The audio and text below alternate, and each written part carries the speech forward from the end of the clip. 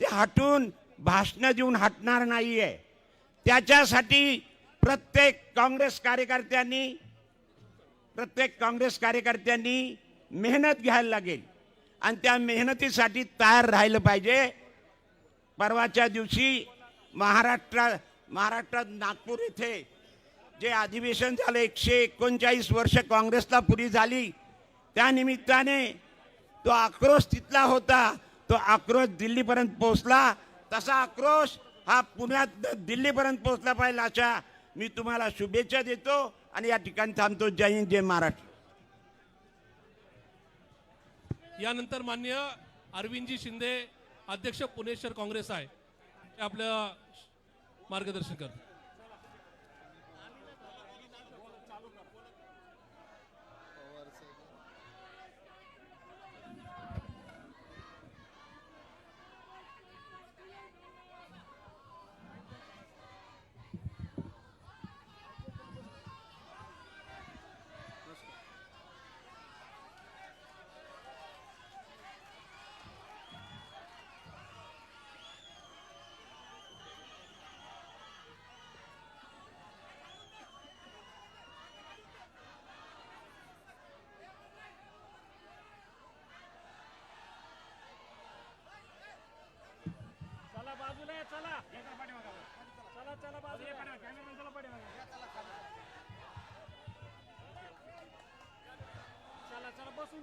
व्यासपीठावर उपस्थित असलेले आपल्या तुमच्या आमच्या सर्वांचे नेते माननीय पवार साहेब, त्याचबरोबर खासदार सुळेताई, आमचे नेते बाळासाहेब थोरात, खासदार अमोलजी कोल्हे साहेब आपल्या आणि व्यासपीठावर उपस्थित असलेले सगळे आमदार, माजी आमदार आणि सर्व नेते, मी या भागाचा स्थानिक नगरसेवक आणि आपल्या पुणे शहर काँग्रेस पक्षाचा अध्यक्ष या नात्याने आपल्या सर्वांचं स्वागत करतो।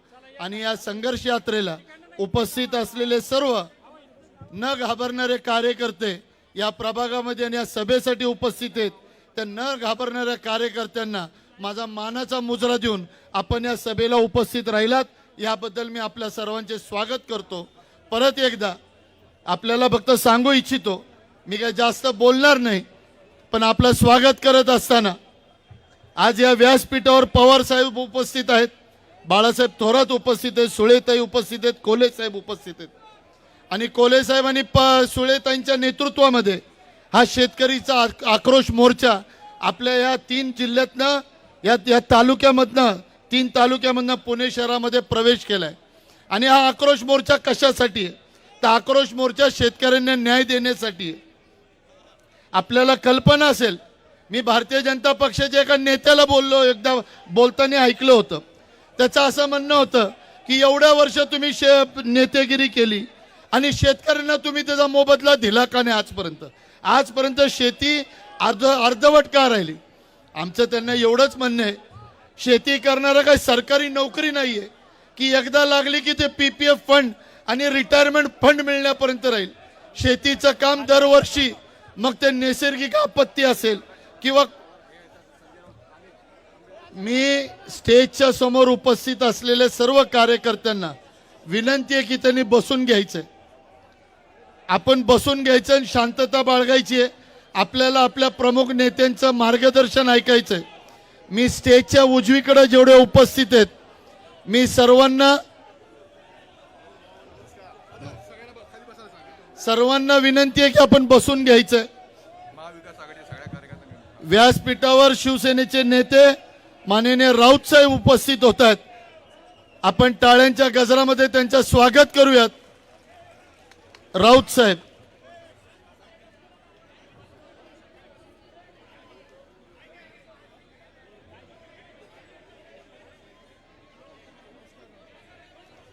मी परत एकदा सर्वांना विनंती करतो की आपल्याला आपल्या प्रमुख नेत्यांचं मार्गदर्शन ऐकायचं आहे, आपण सगळ्यांनी बसून राहायचंय।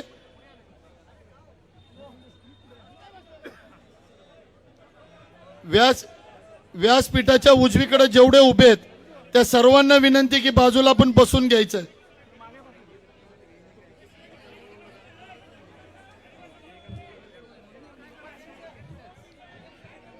व्यासपीठावर पवार साहेब आहेत, राऊत साहेब आहेत, सुळेताई आहेत। मी जास्त बोलत नाही, पण एकच हमी या सभेला जेवढे उपस्थित आहेत त्या सर्वांच्या वतीने एकच हमी देतो की नवीन लढाई सुरू झालेली आहे आणि नवीन लढाईसाठी प्रत्येक तरुण तयार आहे. आणि ज्यांच्या ज्यांच्या त्या वडाच्या झाडाखाली ज्यांनी त्या सावलीखाली मोठे झाले, आता त्यांना त्या सावली त्या गवतासारखं उपटून बाजूला काढण्यासाठी तुम्ही आम्ही तरुण वर्गाने आता तयार व्हायचंय. आणि येणारा काळ हा संघर्षाचा आहे आणि त्या संघर्षासाठी तुम्ही आम्ही तयार होत. आणि मी विनंती करतो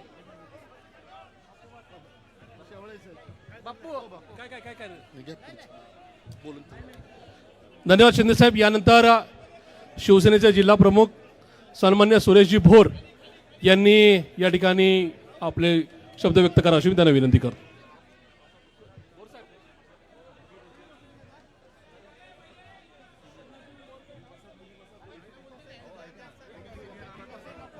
कृपया शांतता ठेवावं. आपले सगळे प्रमुख नेते आदरणीय पवार साहेब, आदरणीय राऊत साहेब, आदरणीय थोरात साहेब आलेले आहेत. आपण कृपया खाली बसून घ्यावं. शांत टीव्ही चॅनलला जर सभा कव्हर करताना आली तर बरोबर होणार नाही. कृपया आपण शांतता ठेवावी. शेतकरी आक्रोश मोर्चाच्या निमित्तानं उपस्थित सर्व सन्माननीय व्यासपीठ, देशाचे नेते आणि शेतकऱ्यांच्या मनामध्ये ज्यांनी आदराचं स्थान निर्माण केलं, महाविकास आघाडीचे प्रणेते आदरणीय शरदचंद्रजी पवार साहेब, शिवसेनेचे नेते, आमचे मार्गदर्शक, मुलूक मैदानी तोप आणि संघर्ष कसा करावा आणि सर्वसामान्य माणसाच्या मनामध्ये संघर्षाची बीजं कशी पेरावीत असं ज्यांनी या महाराष्ट्राला शिकवलं ते आमचे सगळ्यांचे लाडके नेते आदरणीय खासदार संजयजी राऊत साहेब, काँग्रेसचे नेते माजी मंत्री आदरणीय बाळासाहेबजी थोरात साहेब, सन्माननीय सुप्रियाताई सुळे, शिरूर लोकसभेचे सन्माननीय खासदार आणि ज्यांच्या नेतृत्वाखाली हा शेतकरी आक्रोश मोर्चा निघाला ते संसदरत्न डॉक्टर अमोलजी कोल्हे साहेब आणि सर्व महाविकास आघाडीतील सन्माननीय नेते बंधू भगिनी. गेली 4 दिवसापूर्वी शिवनेरीच्या प्रथम पायरीवर नतमस्तक होऊन डॉक्टर अमोलजी कोल्हे साहेब यांनी हा शेतकरी आक्रोश मोर्चा सुरू केला आणि अगदी पहिल्या दिवसापासून तर आत्तापर्यंत आम्ही शिवसेना उद्धव बाळासाहेब ठाकरे या शिवसेना परिवाराच्या वतीनं त्यांच्या खांद्याला खांदा लावून त्यांच्या सोबत या ठिकाणापर्यंत आम्ही आलेलो आहोत. अगदी आपल्याला आवर्जून सांगावं वाटतं, प्रत्येक गावातल्या चौकामध्ये गावागावामध्ये लोकांनी एवढा उत्स्फूर्त प्रतिसाद दिला, शेतकऱ्यांनी माता बहिणींनी एवढा चांगला प्रतिसाद दिला आणि हा प्रतिसाद बघितल्यानंतर या महाराष्ट्रातली जनता या लोकांना कंटाळलेली आहे, सत्ताधाऱ्यांना कंटाळलेली आहे. आपल्या सगळ्यांना सन्माननीय नेत्यांची भाषणं ऐकायची, त्यामुळे जास्त काही बोलणार नाही, परंतु एकच सांगतो, आदरणीय शरदचंद्रजी पवार, आदरणीय उद्धव बाळासाहेब ठाकरे साहेब आणि राहुलजी गांधी यांनी जे हे महाविकास आघाडीचं बीज या ठिकाणी लावलेलं आहे, फानूस बनकर जिसकी हिफाजत हवा करे वो शमा क्या बुझे जिसे रोशन खुदा करे, साक्षात परमेश्वराच्या रूपाने या महाविकास आघाडीचं बीज लावलेलं आहे आणि ते कोणाची हिंमत नाही हा नंदादीप विझवण्याची. एवढंच या ठिकाणी सांगतो आणि 2 शब्द पुरे करतो. जय हिंद, जय महाराष्ट्र. धन्यवाद बोर साहेब. यानंतर शिवसेनेचे माजी आमदार मान्य महादेवजी बाबर यांनी आपले विचार व्यक्त करा अशी मी त्यांना विनंती करतो.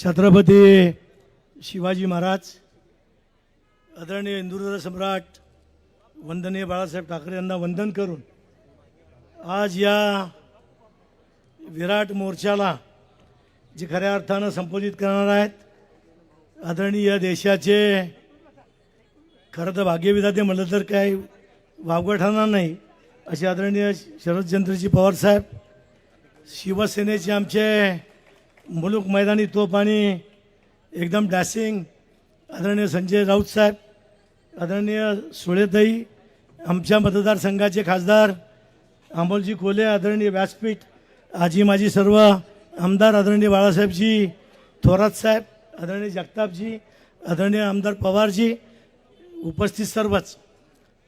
एवढे मोठी मंडळी या ठिकाणी बोलत असताना मी बोलणं हे मला काय उचित वाटत नाही. परंतु मी एवढंच सांगेल की जर शेतकऱ्याचं वाटोळं कुणी केलं असेल, या महाराष्ट्राचं वाटोळं खरं कुणी केलं असेल, तर जे आत्ताचं केंद्रामध्ये आणि महाराष्ट्रामध्ये जे सरकार बसलेलं आहे, या सरकारने शेतकऱ्याचं आणि तुमच्या आमच्या सर्वांचं वाटोळं केलं आहे, हे या ठिकाणी मला सांगावंसं या ठिकाणी वाटतं आहे. खरं तर रोजगाराचा प्रश्न आहे, हमी भावाचा प्रश्न आहे, शेतकऱ्यांचा कांद्याचा प्रश्न आहे, शेतकऱ्यांचा कर्जमाफीचा प्रश्न आहे, अनेक प्रश्न वासून बसलेले आहेत. आणि जे सत्ताधारी आहेत, हे सत्ताधारी हालायला तयार नाही आहेत. त्यांच्या डोक्यामध्ये फक्त निवडणुका आहे की निवडणुका, फक्त निवडणुका जिंकणे किंवा निवडणुकीच्या कामाला लागणे, विकासाच्या नावाने सगळी बोंब आहे, असं हे सरकार आहे. म्हणून जर हे सरकार घालवायचं असेल, तुमच्या आमच्यातलं सरकार या ठिकाणी आपल्याला आणायचं असेल, तर महाविकास आघाडीशिवाय पर्याय नाही. उद्धव बाळासाहेब ठाकरे आणि राहुलजी गांधी आणि आमचे शरद पवार साहेब यांच्या नेतृत्वाखाली निश्चित रूपाने या देशामध्ये तर बदल होईलच. परंतु या देशाबरोबर महाराष्ट्रामध्ये बदल घडवणं तुमची आमची जबाबदारी आहे.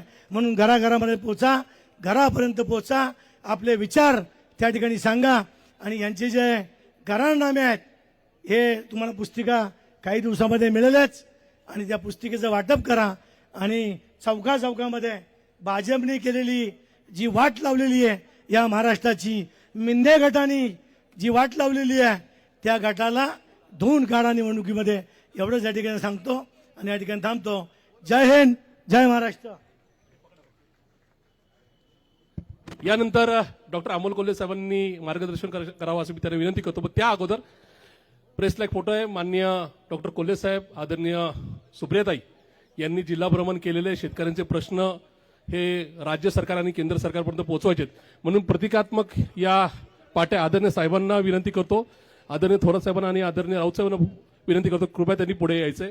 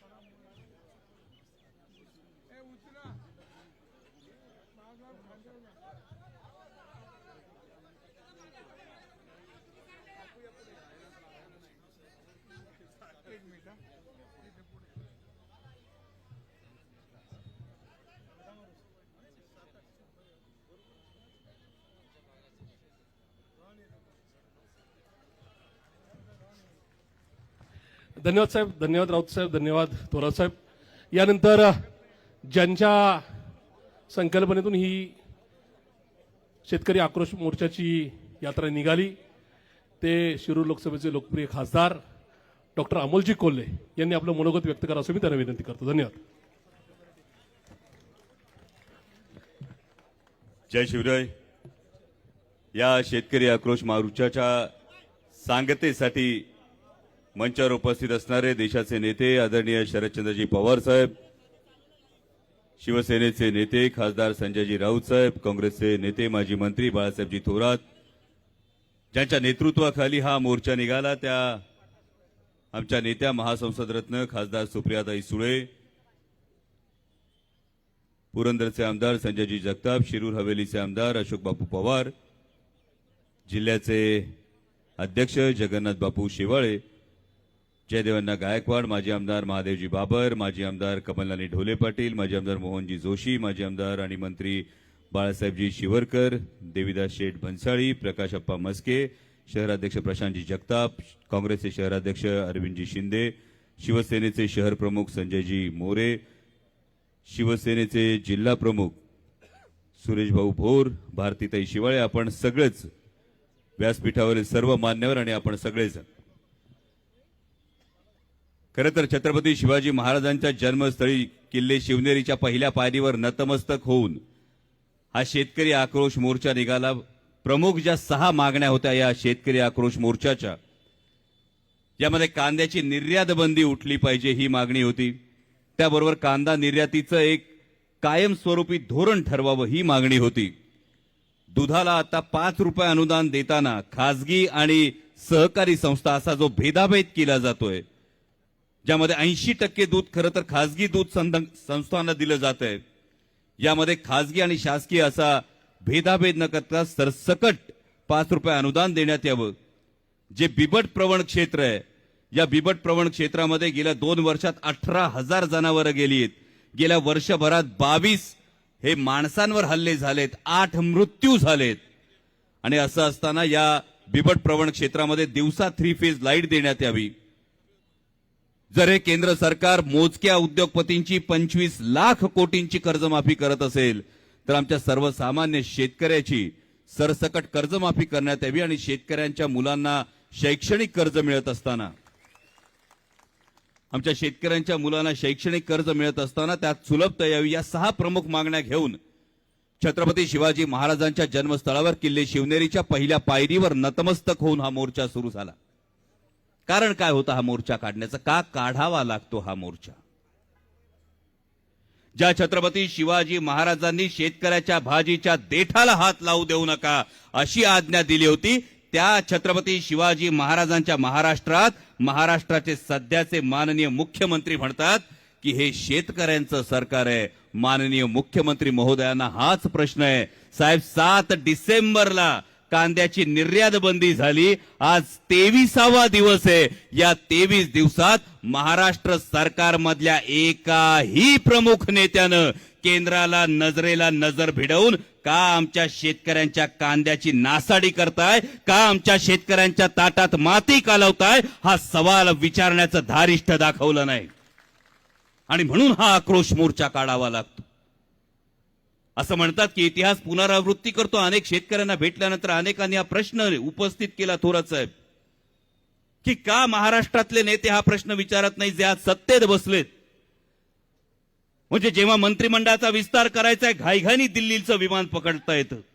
जेव्हा पालकमंत्री पदाचा तिढा होतो तेव्हा घाईघाईनी दिल्लीचं दार ठोठावता येतं. मग आमच्या शेतकऱ्याच्या प्रश्नासाठी तुम्हाला दिल्लीची वाट का दिसत नाही, हा कळीचा मुद्दा आहे. आणि जरा इतिहासात डोकावलं तर गंमत अशी होती की इतिहासामध्ये अनेक सरदार होते, अनेक सरदारांच्या मनगटात ताकद होती, तलवारीला धार होती, उरात पराक्रम सुद्धा होता. पण वतन वाचवायचं होतं. आणि वतन वाचवायचं असल्यानंतर कधी आदिलशाही कधी मुघलशाहीला मुजरे करायचे होते. म्हणजे जेव्हा अफजल खानानं स्वराज्यावर स्वारी केली होती, त्याने तुळजाभवानीच्या मंदिरावर जे आक्रमण केलं होतं त्यावेळी अफजल खानाच्या सैन्यात सुद्धा अनेक सरदार होते. मंबाजी भोसले होते, बाजी घोरपडे होते, नाईकजी पांढरे होते, एक मातब्बर सरदार होता. जेव्हा अफजल खानानं तुळजाभवानीच्या मंदिरात घण उचलला तेव्हा या प्रत्येक सरदाराच्या मनगट शिवशिवला असेल, रक्त सळसळलं असेल, पण कोणाला काहीच करता आलं नाही. कारण मांडलिकत्वाची झूल पांघरली होती, लाचारीची झूल पांघरली होती. हीच अवस्था महाराष्ट्रातल्या सत्तेत बसलेल्या नेत्यांची झाली का, हा प्रश्न सर्वसामान्य शेतकऱ्याच्या मनात पडलाय. कारण जर लाचारीनं पायाकडे बघायला मान झुकवली ना, तर नजरेला नजर भिडवून प्रश्न विचारता येत नाही. हा महत्वाचा मुद्दा आहे. आज देश कृषी प्रधान आहे असं आपण म्हणतो, पण या कृषी प्रधान भारत देशाला आज कृषी मंत्री नाही, हे दुर्दैव आहे. म्हणजे साहेब, आम्ही या शेतकरी आक्रोश मोर्चात फिरत असताना अनेक ठिकाणी विचारलं की देशाचे कृषी मंत्री कोण. आजही हेच उत्तर येतंय की आदरणीय शरदचंद्रजी पवार साहेब. याचा अर्थ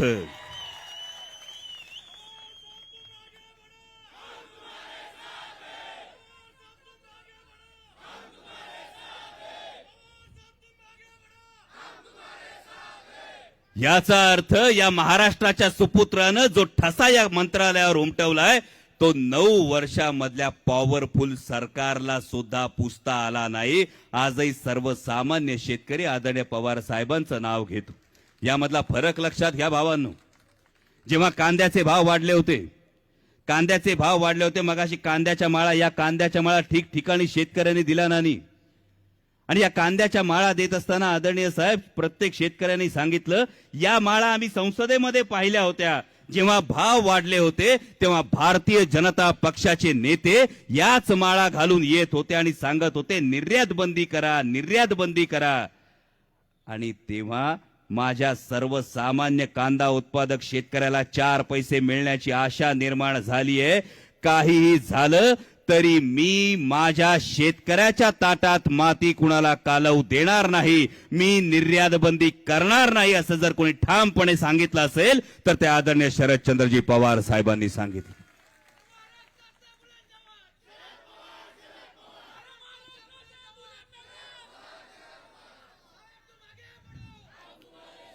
आणि तेव्हाची जी परिस्थिती होती ती परिस्थिती आणि आत्ताची परिस्थिती, आत्ता कुठं शेतकऱ्याला जेव्हा 4 पैसे मिळण्याची आशा निर्माण झाली तेव्हा या मोदी सरकारनं घाईघाईनं निर्यात बंदी केली. आणि ही निर्यात बंदी करून शेतकऱ्याच्या स्वप्नांची राख रांगोळी करण्याचं पाप केलं.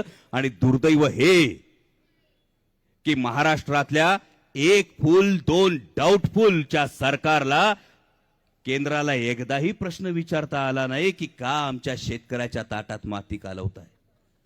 रोज उठून एक मंत्री आरोप करतोय. म्हणजे मला असं वाटलं एक मंत्री आरोप करतोय या शेतकरी आक्रोश मोर्चामध्ये काय, दुसरा मंत्री आरोप करतोय या शेतकरी आक्रोश मोर्चामध्ये काय. भारतीय जनता पक्षाचे प्रदेशचे अध्यक्ष बोलले घाईघाईनी की या शेतकरी आक्रोश मोर्चानं काहीच होणार नाही. मी भारतीय जनता पक्षाच्या प्रदेशच्या अध्यक्षांचं मनापासून आभार मानतो की भारतीय जनता पक्षाचा जो शेतकरी विरोधी चेहरा आहे तो भारतीय जनता पक्षाच्या प्रदेशाध्यक्षांनी लोकांसमोर त्याचा बुरखा हा टराटरा फाडून हा शेतकरी विरोधी चेहरा समोर आणला.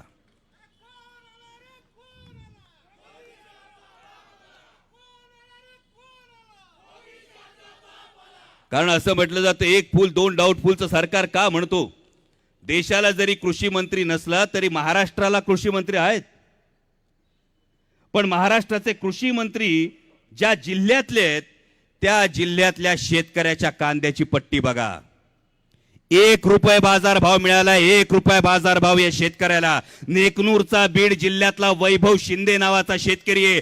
1 रुपयाचा जर बाजारभाव मिळाला तर या शेतकऱ्यांनी जगायचं कसं. हे ज्या जिल्ह्यातले सध्याचे महाराष्ट्राचे कृषी मंत्री आहे त्या बीड जिल्ह्याच्या या शेतकऱ्याची ही अवस्था आहे. ही सर्वसामान्य शेतकऱ्याची परिस्थिती आहे.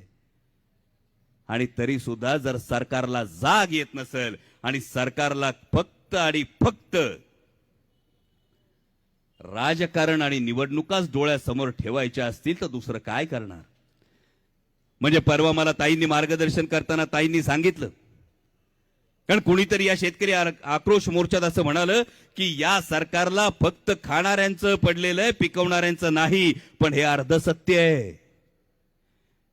जसं मगाशी विकास लवांडे म्हणत होते ना याच्यात आणि त्याच्यात वाद लावायचा, तसाच हा सुद्धा प्रकार आहे. खाणाऱ्यात आणि पिकवणाऱ्यामध्ये वाद लावायचा हा फार मोठा प्रकार आहे. जर याच्यामधला विचार केला तर याला प्राइस स्टॅबिलायझिंग फंड जो असतो या प्राइस स्टॅबिलायझिंगचा फंडचा जर केंद्रानं विचार केला तर खाणाऱ्याला सुद्धा रास्त दरात माल मिळेल आणि पिकवणाऱ्याला सुद्धा त्याच्या मेहनतीचं मोल मिळेल. पण सरकारला मात्र फक्त जाहिरातबाजीमध्ये इंटरेस्ट आहे. सगळा पैसा हा जाहिरातीवर खर्च करायचा आहे. सगळा पैसा हा उद्योगपतींचं भलं करायचं आहे. आणि हे असं करत असताना अनेकांनी प्रश्न विचारला, का संघर्ष करताय, कशासाठी. जेव्हा प्रत्येक जण टीका करायला लागला अनेकांनी अनेक वेगवेगळी टीका केली. त्या टीकेविषयी फार काही बोलणार नाही. पण आदरणीय हिंदू हृदय सम्राट शिवसेना प्रमुख बाळासाहेब ठाकरेंची एक शिकवण होती. राऊत साहेब,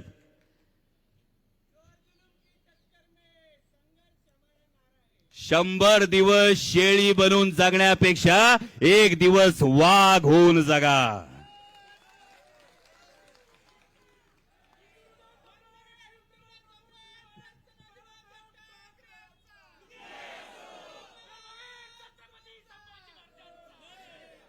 आणि म्हणून हा संघर्षाची वाट चालताना आदरणीय साहेब जुन्नर पासून सुरुवात झाली.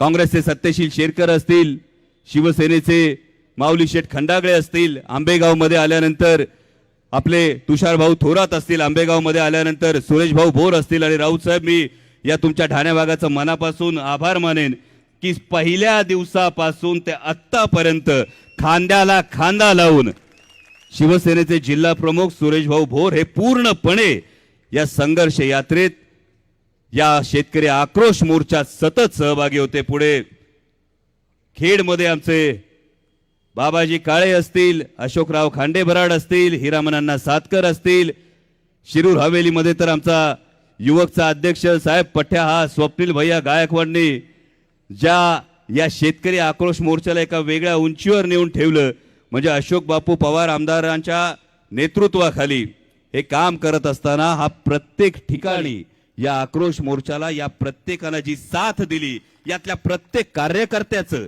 महाविकास आघाडी म्हणून एकजूट होत असताना बघणं आणि त्या एकजुटीनं भिडणं हे मनापासून दिलासा देणारं होतं.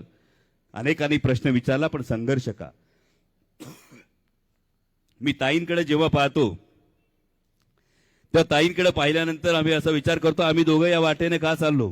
कारण दोन पर्याय होते समोर, दोन पर्याय होते. एक पर्याय होता तो म्हणजे शरण जाणं, मान खाली घालून शरण जाणं. मान खाली घालून जर शरण गेलं तर समोर स्वार्थ दिसत होता, समोर फायदा दिसत होता. आणि त्यापेक्षा दुसरा पर्याय होता तो ताठ मानेनं भिडणं. वाट संघर्षाची होती, पण स्वाभिमान जागा राहत होता. आणि हा स्वाभिमान केवळ स्वतःचा नाही, हा स्वाभिमान माझ्या शेतकऱ्यांचा, स्वाभिमान माझ्या तरुणांचा आहे. आणि याच स्वाभिमानानं पुढे जात असताना आजच बातमी आली, माननीय मुख्यमंत्री त्यांच्या शिवसंकल्प नावाचं अभियान जे सुरू करतायत, त्या माननीय मुख्यमंत्र्यांच्या अभियानाची सुरुवात शिरूर लोकसभा मतदारसंघातून करतायत.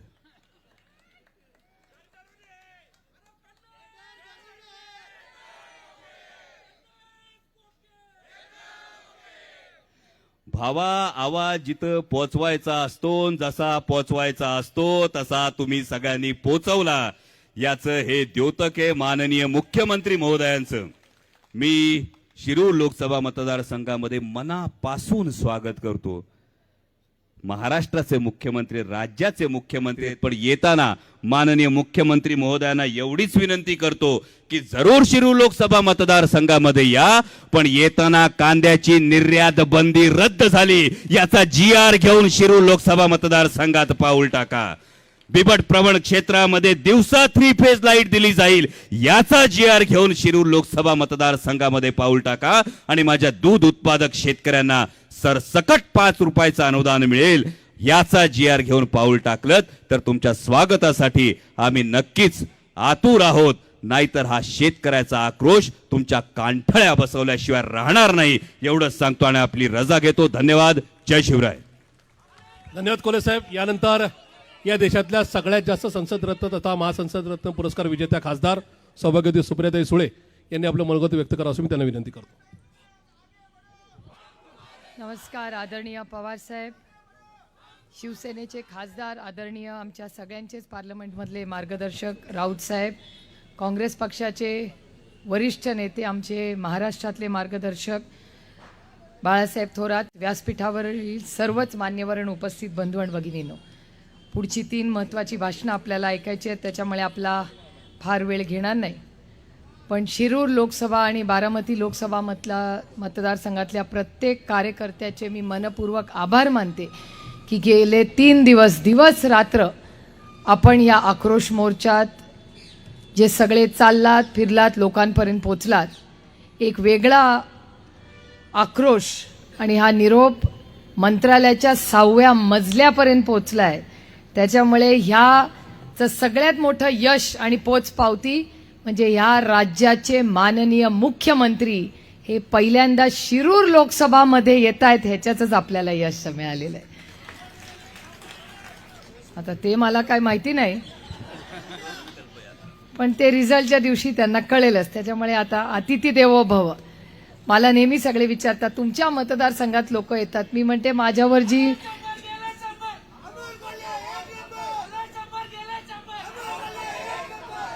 अरे परवा मी एक त्या ह्याच्याची ऐकली, परवा इथे आहे का कोण इंदापूरचं, ती परवा सक्षनाने काय सांगितली आपल्याला, सोलापूरला म्हणतात बाई काहीतरी कढीपत्त्याची, आता आठवे ना मला. हा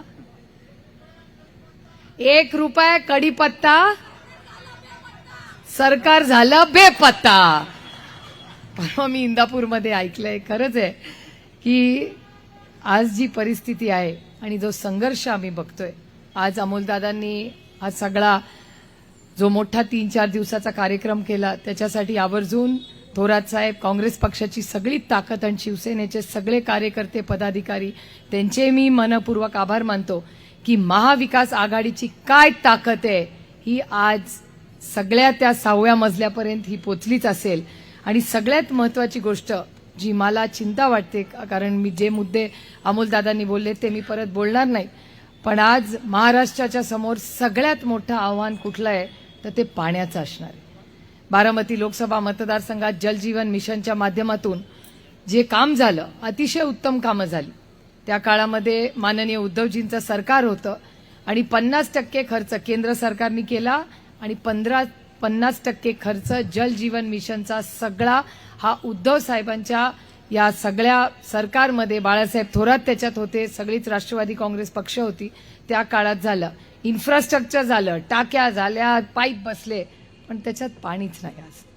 त्याच्यामुळे पाण्याचं नियोजन आज अनेक भागांमध्ये, मी खरं तर 2 गोष्टी ज्या केल्या होत्या. 6 महिन्यापूर्वी मी माननीय पियुष गोयल यांना ट्विटरच्या माध्यमातून एक पत्र लिहिलं होतं की आजपासून कांद्याचा प्रश्न हा गंभीर होणार आहे, तुम्ही काहीतरी निर्णय घ्या. आणि तेव्हा पियुष गोयलनी त्यांच्या पद्धतीने मला सांगितलं होतं तुम्हाला काय शेतीतलं कळत नाही, काय होणार नाही, ते सगळं ठीकच होणार आहे. आज तुम्ही बघताय कांद्याची काय परिस्थिती आहे. तसंच त्यांनी इथेनॉलच्या बाबतीत केलं. गुरुवारी सकाळी 11:15 वाजता पार्लमेंटमध्ये उत्तर देताना सांगितलं की या देशातली सगळ्यात चांगली इथेनॉलची पॉलिसी ही 2014 साली झाली. हे दुर्दैव आहे. माननीय आदरणीय खूप उच्च शिक्षित चार्टर्ड अकाउंटंट असे आमचे बंधू पियुष गोयलजी आहेत, पण थोरात साहेब त्यांना माहिती नाही की इथेनॉल महाराष्ट्रात गेले 30-40 वर्ष चाललंय. त्यांना असं वाटतंय जे या राज्यात होतंय हे 2014 नंतरच होतंय, कारण का आधीचा अभ्यास कदाचित त्यांचा कमी असेल, कदाचित, त्याच्यामुळे त्यांनाही माहितीच नाही आहे. आणि मी जेव्हा जेव्हा हे प्रश्न बघते तेव्हा कांदा असेल किंवा महाराष्ट्राच्या माननीय मुख्यमंत्री आणि दोन्ही उपमुख्यमंत्र्यांना मी 1.5 महिन्यापूर्वी पत्र लिहिलं होतं की पाण्याची परिस्थिती आपल्या जिल्ह्यातली अनेक भागांमध्ये अतिशय अडचणीची आहे. आजही मी बारामती आणि पुरंदर, इंदापूर आणि दौंडला जेव्हा अमोलदादा आणि आम्ही फिरत होतो तेव्हा प्रत्येक गावात, अनेक गावात असं आम्हाला महिला म्हणल्या की ताई कांद्याला तर भाव नाहीच आहे, दुधाला पण भाव नाही आहे, पण आमच्या गावामध्ये आज पाण्याचीही कमतरता होते. तशीच परिस्थिती पुणे शहरातही सुरू झालेली आहे. कारण का दादांना माहिती आहे आम्ही 1 महिन्यापूर्वी पुणे म्युनिसिपल कॉर्पोरेशनमध्ये ही मीटिंग घेतली होती आणि तेव्हा पाण्याचा प्रश्न, त्याच्यामुळे माझी या महाआघाडी जे त्यांना म्हणतात 3 पक्षांचं जे ट्रिपल इंजिनचं खोक्याचं सरकार आहे त्यांना विनंती आहे की तुम्ही पक्ष फोडा, तुम्ही काय ईडी, सीबीआय, इन्कम टॅक्स ते थोडेसे दिवस जरा बाजूला ठेवा. ही महाराष्ट्राची मायबाप जनता आज पाणी मागते आणि न्याय मागते. आणि जर ही दुष्काळाची परिस्थिती अशीच राहिली तर त्यांचा कुठल्याही कार्यक्रमाला त्यांना फिरता येणार नाही. हे आम्ही अडवणार नाही. जशी त्यांची तो कसला तर मोदी साहेबांचा रथ फिरतो ना, तो कसा लाठी घेऊन गावातून बाहेर काढतो, तसंच हे जातील ना तेव्हा ह्यांना पण बाहेर काढतील. त्याच्यामुळे संभाल के रहो, नाही तर परत आपल्यावर आरोप येतील की आपण काहीतरी राजकारण करतोय. पाण्याचं राजकारण कधी केलं नाही आणि कधी करणारही नाही. त्याच्यामुळे पाण्याच्या बाबतीत अतिशय संवेदनशील पद्धतीने मला वाटतं या सरकारनी जातीने लक्ष घातलं पाहिजे. आणखीन एक मोठं आव्हान आपल्या समोर आहे ते म्हणजे अंगणवाडी भगिनींचं. आज या राज्यातल्या सगळ्या अंगणवाडी भगिनी या आंदोलन करतायत. काय त्यांची मागणी आहे की पगार वाढ करून द्या. काय फार पगार वाढत नाहीये. कालच इंदापूरला मी होते, तिथे मोठा थाळीनाद करण्यात आला. 3 तारखेला अंगणवाडी सेविकांचं मोठं आंदोलन हे मुंबईला आहे. आज महाविकास आघाडीच्या वतीने मी आपल्याला शब्द देते की तुमच्यासाठी महाविकास आघाडीच्या वतीने तिन्ही पक्षाचे सगळे आमचे जे वरिष्ठ नेते असतील ते कुठलंही राजकारण न करता अंगणवाडी सेविकांना 3 तारखेला तुम्हाला तुमचा मान सन्मान करायला आणि तुमच्या या आंदोलनातनं पूर्ण ताकदीने आम्ही तुमच्या बरोबर आहोत आणि तुमच्या बरोबर राहू. आणि 2-3 महत्वाचे विषय आहेत. एक म्हणजे आरक्षणाचा. आज महाराष्ट्रात आरक्षणाचा विषय अतिशय महत्वाचा आहे. मी गेले 10 वर्ष आणि तुम्ही माझा रेकॉर्ड काढून पहा की गेले 10 वर्ष लोकसभेमध्ये सगळ्यात जास्त आरक्षणाबद्दल कोण बोलला असेल तर त्या खासदाराचं नाव सुप्रिया सुळे.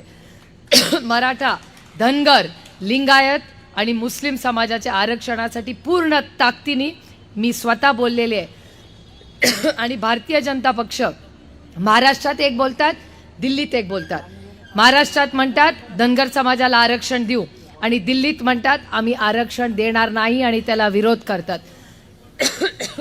त्याच्यामुळे मराठा, धनगर, लिंगायत आणि मुस्लिम समाजाला जोपर्यंत आरक्षण मिळत नाही तोपर्यंत महाविकास आघाडी पूर्ण ताकदीने तुमच्या बरोबर लढत राहील हा शब्द मी तुम्हाला देते. त्याचबरोबर एक छोटा मुद्दा म्हणून माझं भाषण संपवते की आज काँग्रेसचे सगळे वरिष्ठ नेते आहेत. राष्ट्रवादी काँग्रेस पक्ष आणि काँग्रेस हे एकाच आईची 2 मुलं आहेत. काही कारणामुळे वेगळे झाले पण आम्ही विचार सोडला नाही. आणि मी जेव्हा जेव्हा विचार करते आपण एक विचारधारेने काम करतो आणि बाळासाहेबांचंही काँग्रेसवर प्रेम होतं हे विसरून चालणार नाही. मला अजूनही आठवतं प्रतिभाताई पाटलांचं इलेक्शन असू दे किंवा प्रणब मुखर्जी साहेबांचं इलेक्शन असू दे, दोन्ही वेळा बाळासाहेब ठाकरेंनी काँग्रेसच्या उमेदवाराला प्रेसिडेंट ऑफ इंडिया म्हणून साथ दिलेली आहे. हे काँग्रेस पक्ष आणि राष्ट्रवादी हे शिवसेनेचे उपकार कधीही विसरणार नाही. आणि मी जेव्हा विचार करते की हे नेहमी पार्लमेंटमध्ये आम्हाला सुनवतात की 70 साल में तुमने क्या किया. आपण जरा विचार करूया. एका बाजूला काँग्रेस, एका बाजूला भारतीय जनता पक्ष. आदरणीय अरे तो जुमला तो वेगळा विषय. ती भ्रष्ट जुमला पार्टीचे 15 लाख त्याचा हिशोब करते मी नंतर. आपण विचार करूया सगळे की एका बाजूला काँग्रेस, दुसऱ्या बाजूला भारतीय जनता पक्ष. मला खरं सांगा, माझे आई वडील पुण्यात शिकलेले आहेत, त्यांच्या सगळ्या गोष्टी मी ऐकलेल्या आहेत. या राज्यामध्ये किंवा तुमच्या पुण्याचाच हिशोब घेऊ फक्त. पुण्यामध्ये वीज कोणी आणली हो? काँग्रेसनी का भारतीय जनता पक्षाने? शाळा कोणी आणल्या? कॉलेजेस कोणी काढली? हॉस्पिटल कोणी काढली? कारखाने कोणी काढले? IT कोणी आणली? काँग्रेसच ना. काँग्रेसमध्येच होते तेव्हा. पुण्यामध्ये सगळे मोठे ब्रिज कोणी बांधले? काँग्रेस आणि राष्ट्रवादीचं एकत्र होतं तेव्हा. रस्ते मोठे कोणी केले? फोन कोणी आणला हो? व्हॉट्सअप कोणी आणलं? इंस्टाग्राम कोणी आणलं? बँका कोणी काढल्या? आपली PDCC इथेच आहे. आता चालवणारे जरा बिरकटले पण काढली आहे काँग्रेस पक्षाने. त्याच्यामुळे 60 वर्षात काय केलं जे विचारतात ना मला, त्यांना मी अभिमानाने सांगते हो, हा प्रश्न विचारायचा अधिकार तुम्हाला जे लिहायला वाचायला शिकला ना ते काँग्रेस पक्षाची देण आहे म्हणून तुम्ही शिकलाय. त्याच्यामुळे किसी और को सुनाव. जरा कॉलेज, शाळा, उद्योगपती काढून दाखवा. आम्ही यांच्यासारखं प्रायव्हेटायझेशन नाही. आणि अंगणवाडी भगिनींनो, काल इंदापूरमध्ये जोरात हवा चालली होती, जरा काळजी करा. कारण अमोल दादांना मला तुमच्यापैकी काही महिलांनी असं सांगितलं की आता अंगणवाडींचंही खाजगीकरण करायचा घाट हे सरकार करतंय. मी तुम्हाला महाविकास आघाडीच्या वतीने शब्द देते की या राज्यातली एकही शाळा जी सरकारी आहे आणि अंगणवाडी आम्ही त्याचं कुठल्याही उद्योगपतीला देऊ देणार नाही म्हणजे नाही. आणि ती सरकारच चालवेल आणि त्याचं प्रायव्हेटायझेशन आम्ही होऊ देणार नाही. ते सरकारचं काम आहे. आम्ही टॅक्स कशासाठी भरतो मग? जर सगळंच तुम्ही प्रायव्हेट कंपन्यांना देणार असाल तर मग आम्ही टॅक्स कशाला भरायचा? आणि हे सगळे जे म्हणतात ना विकास करतात, कुणाच्या पैशाने विकास करतात? त्या घरातले पैसे देता का तुमचे? आम्ही टॅक्स भरतो, आम्ही GST भरतो, त्याच्यातून विकास होतो. त्याच्यामुळे हे जे आपल्याला म्हणतात ना विकास आणि कसला विकास झाला हो? मला विचाराल तर गेल्या 6 महिन्यात मी या सरकारचा अभ्यास करते रेग्युलरली याला इंग्रजीमध्ये पॉलिसी पॅरालिसिस झाला या सरकारला. एक काम झालं नाही, फक्त कॉन्ट्रॅक्टरचे धंदे मोठे झाले, एवढंच झालं. सर्वसामान्य मायबाप जनतेला काही या सरकारमध्ये मिळालं नाही. त्याच्यामुळे या सरकारच्या विरोधात आपल्याला मोठी लढाई लढायची. येतील सगळे, मोठी हेलिकॉप्टर येतील. काही लोक हेलिकॉप्टरनीच येतात. माझ्या मतदारसंघात तर 5 वर्षांनी एकदा येतात, म्हणतात मी हमी भाव देतो. हमी भाव तर दिलाच नाही. कर्नाटकाच्या माणसाला आमचा एक कारखाना विकला, इथे पण राहिला नाही. आता हरकत नाही, ते मिराणी बिचारे बरे आहेत, आपल्याला पैसे देत आहेत, पण ठीक आहे, आता दिला तर दुसऱ्याला. अशी अनेक तुम्हाला उदाहरणं मी देऊ शकते. आता ते राऊत साहेब सांगतील. राऊत साहेबांनी सगळा त्याचा अभ्यास केलेला आहे, त्याच्यामुळे तो विषय मी राऊत साहेबांसाठी ठेवते. पण ही गोष्ट आता ते तुम्ही नंतर वेगळं बघून सांगा, कुठले कुठले बंगले. अनेक तालुक्यांमध्ये मोठे मोठे बंगले चालले. आता ते नाही हिशोब काढत मी आता. पण हा सगळा जो संघर्षाचा काळ आहे, अरे संघर्षामध्ये वेगळी गंमत आहे. कारण का शेवटी आपण कशासाठी सत्तेत असतो. काही लोक म्हणतात आम्ही सत्ता सेवेसाठी असतो, काही लोक वेगवेगळ्या कारणांसाठी. मी राजकारणात कशासाठी आले हे मला माहिती आहे. मी राजकारणात तुमच्या आयुष्यात एक चांगला बदल घडवण्यासाठी आले. आणि 3 गोष्टी लक्षात ठेवून आपण सगळ्यांनी पुढे काम करायचंय: सेवा, सन्मान आणि स्वाभिमान. सेवा मायबाप जनतेची, सन्मान महिलेचा, शेतकऱ्यांचा आणि ज्येष्ठ नागरिकांचा, आणि स्वाभिमान तुमच्या आणि माझ्या महाराष्ट्राचा. त्याच्यामुळे ही संघर्षाची लढाई मला काय अडचणीची वाटत नाही. कारण का मी छत्रपतींचं नाव घेते, अभिमानाने घेते.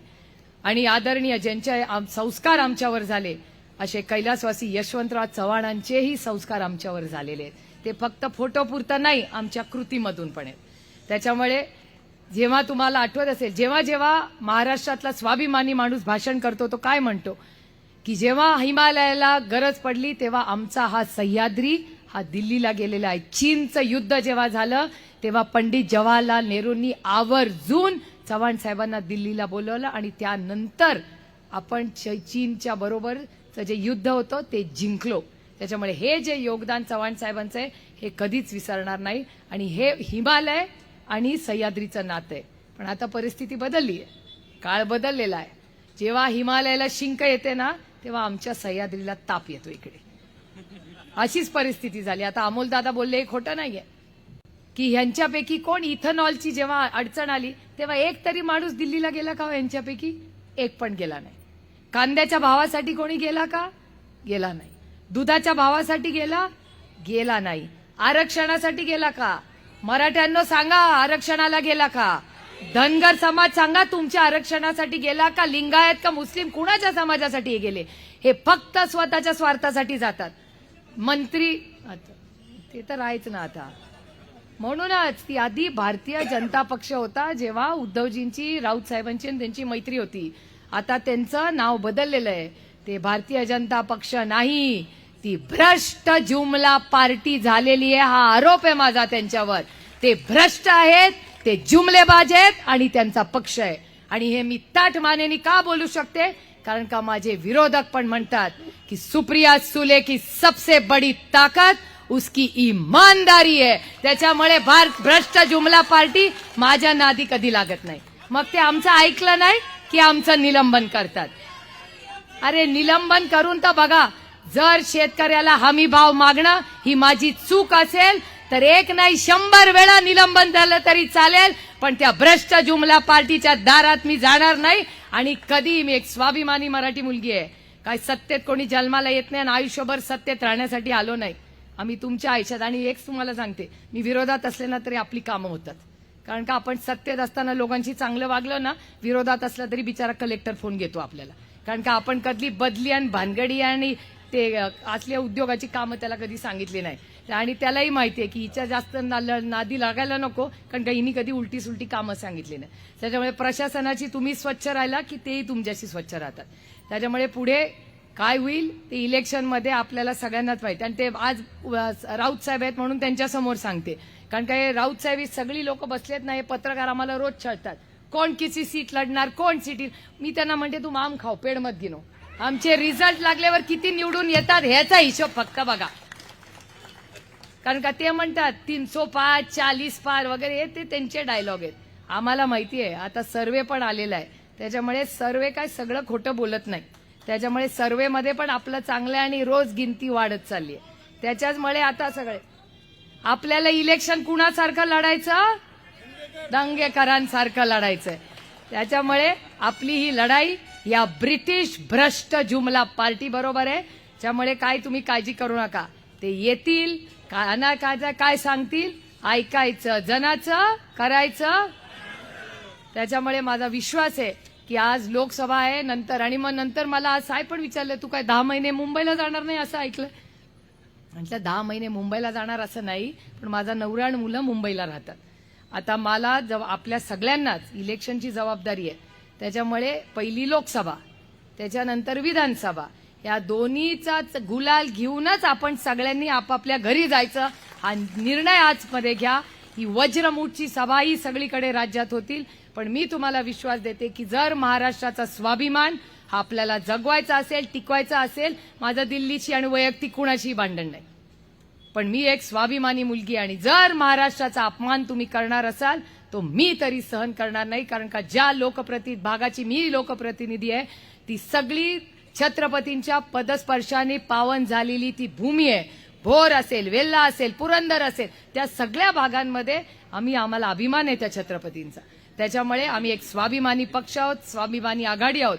त्याच्यामुळे पूर्ण ताकदीने आम्ही लढू आणि हे जे शेतकरी विरोधी जे सरकार आहे, हे भ्रष्ट सरकार आहे, त्यांना त्यांची दाखवायचं काम हा नक्की प्रत्येक मतदार करेल. आज प्रशांत दादा तुम्ही शिवसेना आणि काँग्रेसच्या वतीने अतिशय उत्तम आज हा जो आक्रोश मोर्चाची सांगता सभा जी केली याबद्दल मी तुमच्या सगळ्या सहकाऱ्यांचे, पदाधिकाऱ्यांचे, आज सकाळी पोलिसनी पण वगैरे थोडीशी काहीतरी गडबड केली, पण ठीक आहे, हम लढेंगे और जीतेंगे. जय हिंद. धन्यवाद आदरणीय सभापती सुप्रियाताई. यानंतर काँग्रेस पक्षाचे ज्येष्ठ नेते, या राज्याचे माजी प्रदेशाध्यक्ष तथा माजी महसूल मंत्री आदरणीय बाळासाहेबजी थोरात साहेब यांनी आपल्याला मार्गदर्शन करावं असं मी त्यांना विनंती करतो.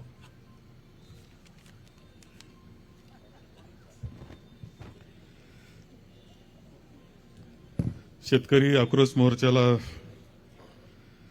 मार्गदर्शन करण्याकरता उपस्थित असलेले आपल्या सर्वांचे आदरणीय शरदचंद्रजी पवार साहेब, महाराष्ट्राची आणि आघाडीची मुलूक मैदान तोप माननीय खासदार संजयजी राऊत, संसद रत्न पुरस्कार ज्यांनी अनेक वेळा मिळवला, असा बहुमान मिळवला, अशी आपली भगिनी खासदार सुप्रियाताई सुळे,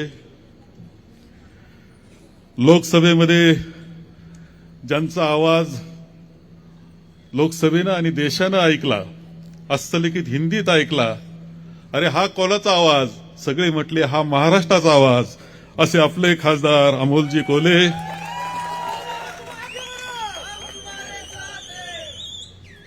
जिल्हा काँग्रेसचे अध्यक्ष, पुन्हा जिल्हा काँग्रेसचे अध्यक्ष सन्माननीय आमदार संजयजी जगताप, शहर काँग्रेसचे अध्यक्ष अरविंदजी शिंदे, सन्माननीय आमदार अशोकराव पवार, आमदार धंगेकरजी, त्याचप्रमाणे माननीय जगन्नाथजी शेवाळे, माननीय मोहनदादा जोशी, अंकुशजी काकडे, आदरणीय नानी ढोले पाटील, आमदार महादेवजी बाबर, देवीदासजी भन्साळी, बाळासाहेब शिवरकर, प्रशांतजी जगताप, संजयजी मोरे, सुरेशजी भोर आणि उपस्थित सर्व कार्यकर्ते, पदाधिकारी आणि आपण सर्व बंधू आणि भगिनी.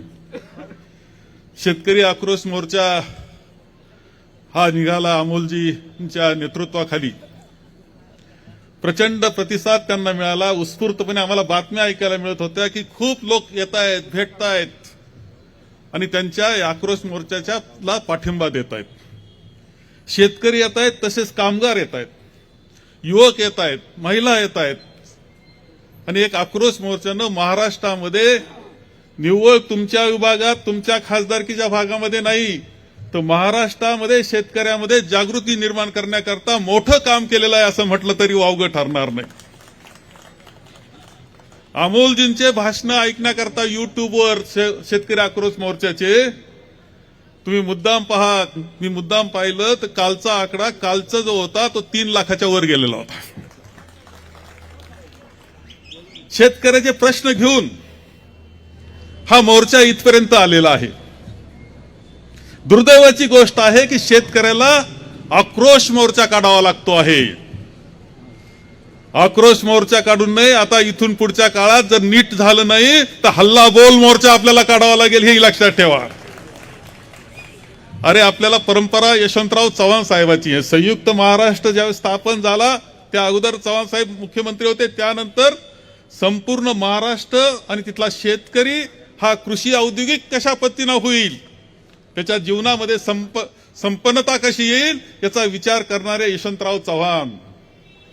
त्यानंतर आपण पाहतो की आदरणीय वसंतराव नाईक साहेब, जर हा महाराष्ट्र अन्नधान्याच्या बाबतीत स्वयंपूर्ण झाला नाही तर मला शनिवार वाड्यापुढे फाशी द्या म्हणणारा मुख्यमंत्री वसंतराव नाईक साहेब, त्यांची परंपरा आपली, वसंतदादा पाटलांची परंपरा आपली.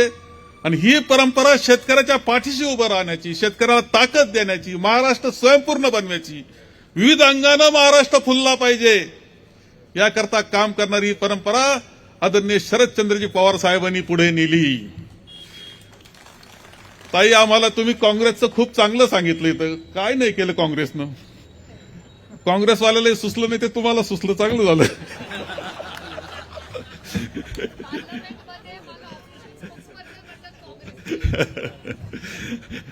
खरं आहे की संपूर्ण महाराष्ट्र आणि देशामध्ये जी काही बदल आहे त्यामध्ये हा विचार, काँग्रेसचा विचार, हा पुरोगामी विचार, ही विचारसरणी आहे, पक्ष नाही, ही विचारसरणी आहे.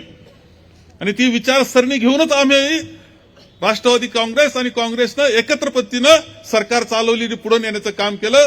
शरदचंद्रजी पवार साहेब ज्यावेळेस देशामध्ये कृषी मंत्री म्हणून काम करतो, त्यांचे 10 वर्ष, पण माझे 6 वर्ष त्यांच्याबरोबर मी खातं मागून घेतलं. तुम्ही म्हटले की देशाला कृषी मंत्री नाही, सांगू शकत नाही. राज्याला प्रत्येक 6 महिन्याला कृषी मंत्री बदलला गेलाय, कधीच गंभीर नाही, कधीच गांभीर्यानं कृषी खातं घेतलेलं नाही. मी मागून घेतलं खातं, म्हणलं मला कृषी खातं पाहिजे. विलासराव देशमुख साहेब होते त्यावेळेस, कारण पवार साहेब देशामध्ये कृषी मंत्री आहे, आपल्याला काम चांगलं करता येईल, मी मागून घेतलं. आणि सगळ्यात चांगला काळ, सगळ्यात सुंदर काळ जर शेतकऱ्याकरता कोणता असेल महाराष्ट्रामध्ये तर तो 6 वर्षाचा, आणि साहेबांचे 10 वर्ष पाहिलं आपण तर विविध अंगानं शेतकऱ्याच्या पाठीशी उभं राहण्याचं काम त्या कालखंडामध्ये झालं. कृषी विद्यापीठाला ताकद देण्याचं काम झालं. शेतकरी अडचणीत येईल तेव्हा उभं, त्याच्या पाठीशी उभं राहण्याचं काम त्यावेळी झालं. आणि सगळ्यात जास्त विकास दर कृषीच्या क्षेत्रातला हा आदरणीय पवार साहेब केंद्रात आणि मी राज्यात मध्ये असताना हा सगळ्यात जास्त विकास दर राहिला. हे रेकॉर्डवर मी सांगतोय. 2007 सर्वात जास्त विकास दर होता, कारण जाणीवपूर्वक केंद्र आणि राज्य शेतकऱ्याकडे पाहत होतं म्हणून हा विकास दर झाला होता. आजची परिस्थिती काय आहे, काय आहे पूर्व विदर्भाची परिस्थिती?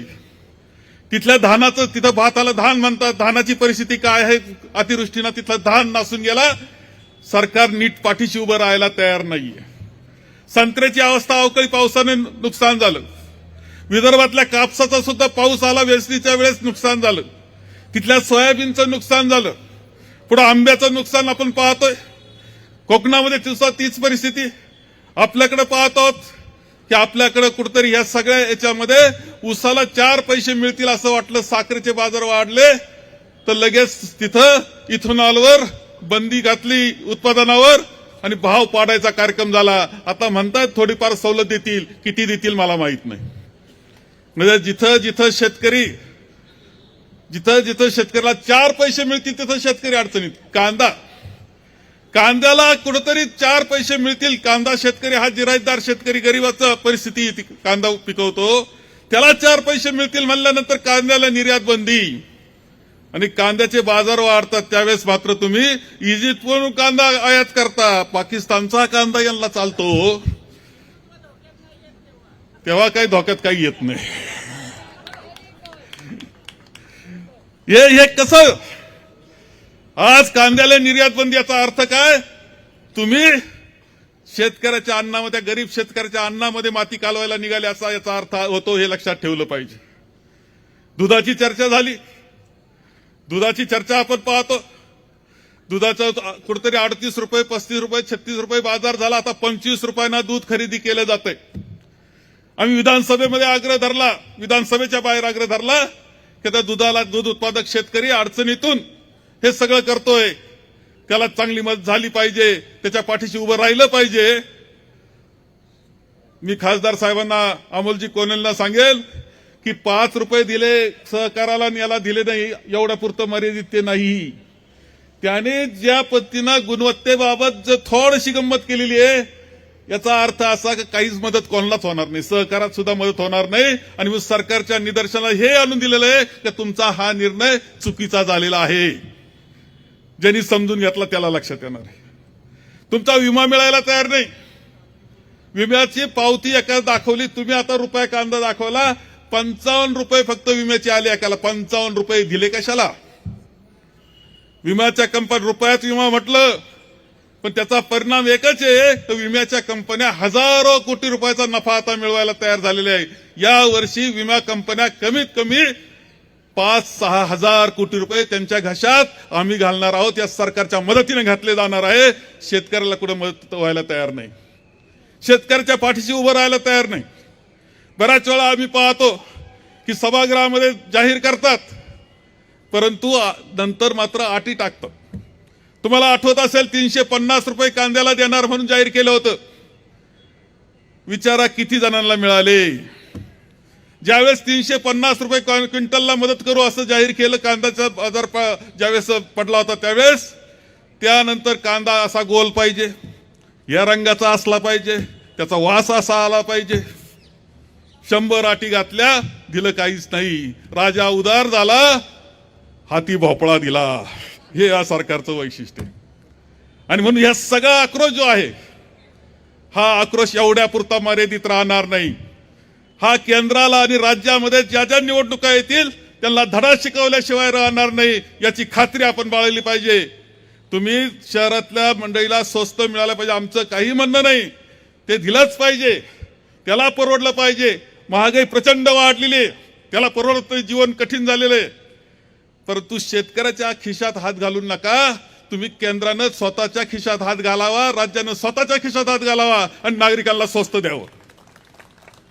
आणि मग ह्या सगळ्या परिस्थितीला सामोरं आपण जातोय, कठीण परिस्थितीत जातोय. गावोगावी बेरोजगार तरुणांची फळ्याच्या फळ्या उभ्या राहिल्यात, त्यांच्या हाताला काम नाही. 1000 फक्त सैन्यामध्ये भरती असेल किंवा 1000 पोलिसाकरता भरती आली असं समजा, तर लाखानं तरुण येत असतात. लाखानं म्हणजे देशाकरता मरायला तयार असणारे असे ग्रामीण मुलं आहेत, युवक आहेत. आणि लाखातून ज्यावेळेस 1000 भरले जातात, 99,000 पुन्हा गावाकडे जातात. त्यांचं काय? आम्ही रोजगार देऊ म्हटले, रोजगार कुठं रोजगार दिला? कुठं शेतकऱ्याकरता डबल उत्पन्न करू? काही दिलं नाही. आणि सरकार ज्या पद्धतीनं चालवलं जातंय केंद्राचं आणि राज्याचं, हे दिशाभूल करून चालवलेलं हे सगळ्यांनी ओळखलं पाहिजे. आणि पुन्हा एकदा देशामध्ये इंडिया आणि राज्यामध्ये आघाडीचं सरकार येईल याच्याकरता सुद्धा काम केलं पाहिजे. तेच तुम्हाला न्याय देणार आहे, हे या निमित्तानं सांगेन. अमोलजी, तुमचा आवाज आणि तुमचं हिंदी सुद्धा एवढं सुंदर आहे. तुमच्या सिरियल म्हणजे वेड लावलंय महाराष्ट्राला. सगळ्या सुंदर पद्धतीनं शिवाजी महाराज, सुंदर पद्धतीने संभाजी महाराज, आणि ज्या पद्धतीनं मांडणी तुम्ही करता, घरोघर तुम्ही पोहोचलेले, घरोघर अंतकरणात तुम्ही आहात. लोकांच्या अंतकरणातून तुम्हाला कुणी काढू शकत नाही, तुम्हाला सांगतो. ती जागा तुमचं आढळस्थान नाही, त्यावेळी कुणी ठरवलं तरी काढता येणार नाही. फक्त एक जबाबदारी तुमच्यावर आहे.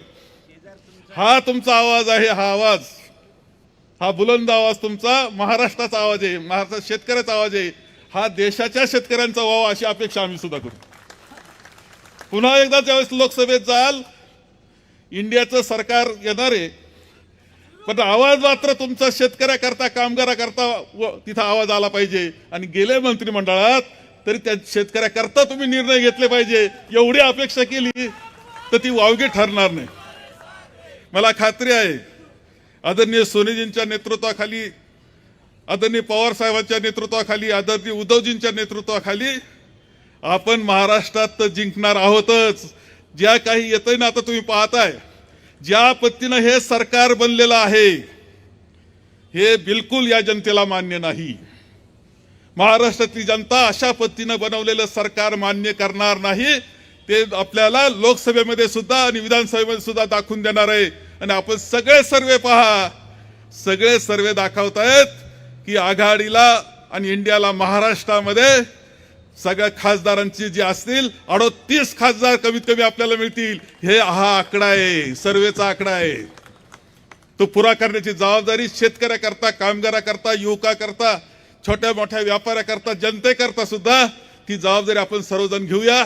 आणि हाच खरा या आक्रोश मोर्चाचा संदेश, आदरणीय अमोलजी, आदरणीय पवार साहेबांचा संदेश हा आपल्या सगळ्यांना या निमित्तानं आहे असं मी मानतो आणि माझे 2 शब्द संपवतो.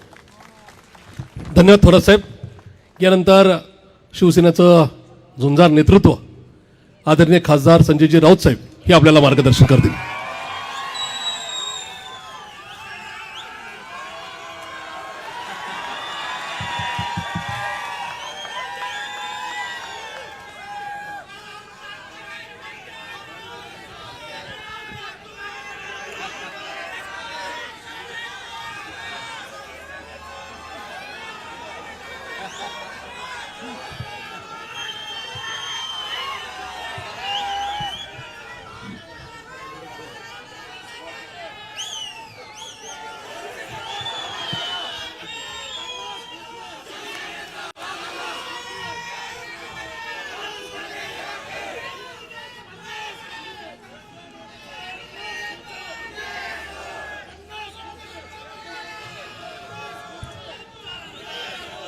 खोके जरा वाढले आहेत आता.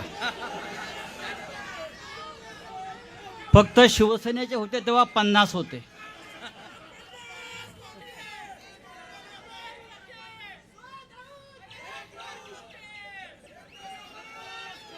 व्यासपीठावरील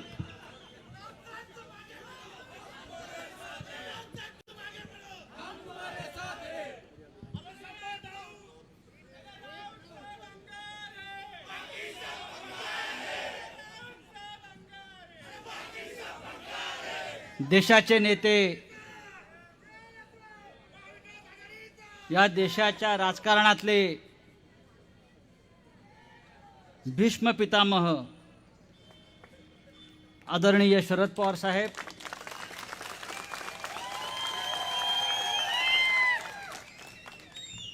काँग्रेसचे ज्येष्ठ नेते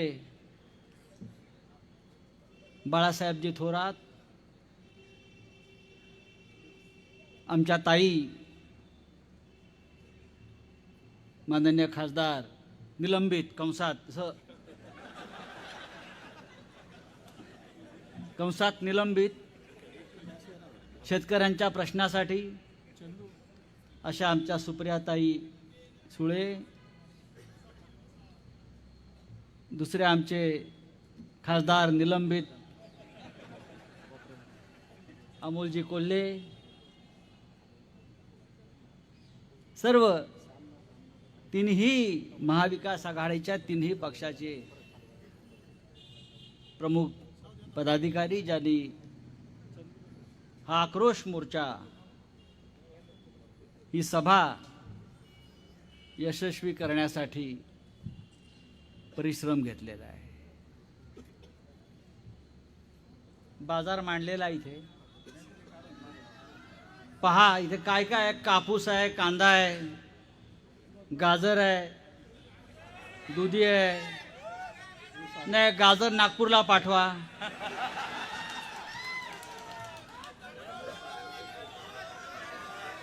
हरभरा आहे, टरबूज आहे, बटाटा आहे, सगळं आहे, भाजी आहे. आज संकष्टी चतुर्थी आहे, त्याच्यामुळे बहुतेक भाज्या लावलेल्या आहेत. समोरचं जे चित्र मी पाहतोय सुप्रियाजी, मोदीच्या सगळ्या गॅरंट्यांवरची एकच गॅरंटी आहे, मोदी वापस नाही आएगा.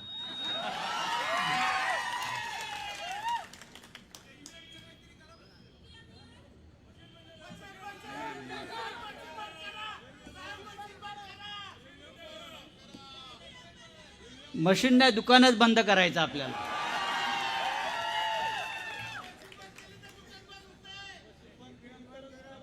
अमोल कोल्हे यांनी शेतकऱ्यांच्या प्रश्नावर जुन्नरपासून एक मोर्चा काढला सुप्रियाताईच्या नेतृत्वाखाली. त्याच्या आधी मी एक वक्तव्य ऐकलं अमोलजी, काय झालं तरी मला पाडणार.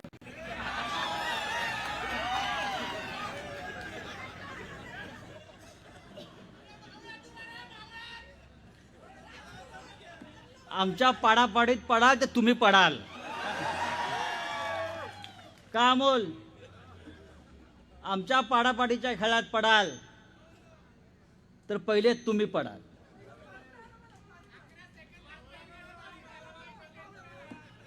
सांगायला पाहिजे, अरे डायरेक्ट बोला, असं इनडायरेक्ट कोणी बोलायचं नसतं, नाव घेऊन बोलायचं असतं. आमच्यात दम आहे.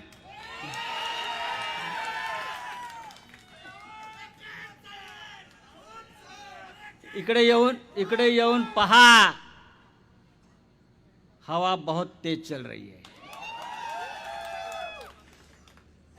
हवा बहुत तेज चल रहा है अजितराव. टोपी उड़ जाएगी, टोपी उड़ जाएगी. अरे शेतकऱ्यांच्या प्रश्नावर त्या मोर्चा आहे. किती 6 प्रमुख मागण्या आहेत आणि किती साध्या मागण्या आहेत.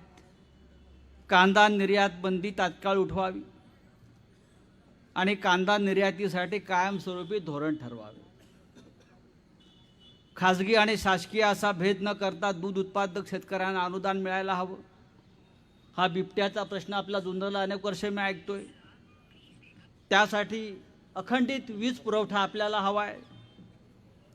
पीक विमा कंपन्यांच्या ज्या लुटमारीला आळा घालायला हवा. शेतकऱ्यांना सरसकट कर्जमाफी मिळायला हवी आणि शेतकऱ्यांच्या मुलांसाठी शैक्षणिक कर्जाचे धोरण लागू करावे. 5-6 एक प्रमुख प्रश्न आहेत.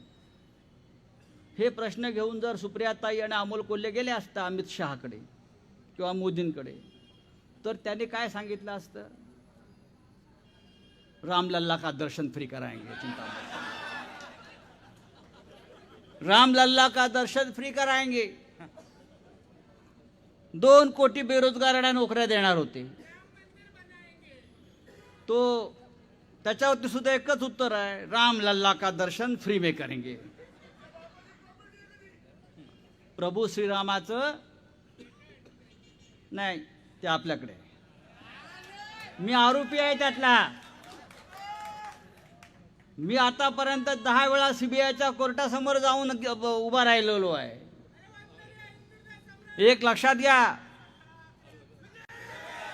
बाळासाहेब ठाकरे नसते, माननीय शिवसेना प्रमुख हिंदू हृदय सम्राट बाळासाहेब ठाकरे नसते,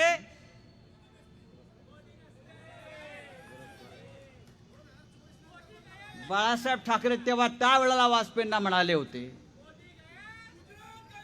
लेकिन अभी मोदी आया तो देश गया. लक्षात घ्या, अत्यंत शहाणपणानं आपल्याला विचार करायचा आहे.